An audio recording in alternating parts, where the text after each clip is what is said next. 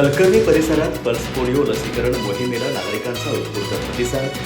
0 ते 5 वर्षातील बालकांना पोलिओ प्रतिबंधक लसीचे 2 थेंब. घराघरांमध्ये सर्वेक्षण करून एकही बालक लसीकरणापासून वंचित राहू नये यासाठी विशेष मोहीम.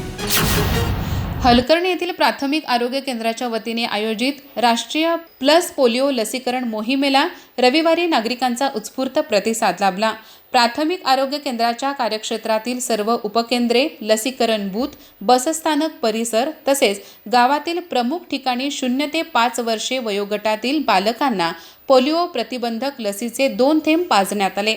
मोहिमेदरम्यान विविध लसीकरण केंद्रावर लोकप्रतिनिधी, सरपंच, सामाजिक संस्थांचे पदाधिकारी आणि नागरिकांनी उपस्थित राहून जनजागृती केली.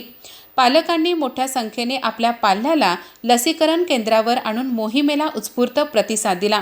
प्राथमिक आरोग्य केंद्राच्या वैद्यकीय अधिकारी डॉक्टर निलिमा धबाले यांनी विविध लसीकरण केंद्रांना भेट देत मोहिमेचा आढावा घेतला. एकही बालक पोलिओ लसीकरणापासून वंचित राहू नये या उद्देशाने आरोग्य विभागाने काटेकोर नियोजन केल्याचे त्यांनी सांगितले.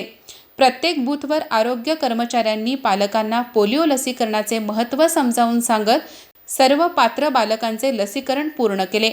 मोहिमेनंतर दुसऱ्या दिवशी आशा सेविका, आरोग्य सेविका आणि आरोग्य कर्मचाऱ्यांनी घराघरात जाऊन विशेष सर्वेक्षण राबविले. लसीकरणापासून एखादे बालक वंचित राहिले आहे का याची खात्री करून आवश्यक त्या ठिकाणी तात्काळ लसीकरण करण्यात आले. तसेच गावात आलेले पाहुणे, बाहेरगावाहून आलेले कुटुंबे आणि स्थलांतरित कुटुंबातील बालकांचीही विशेष तपासणी करण्यात आली.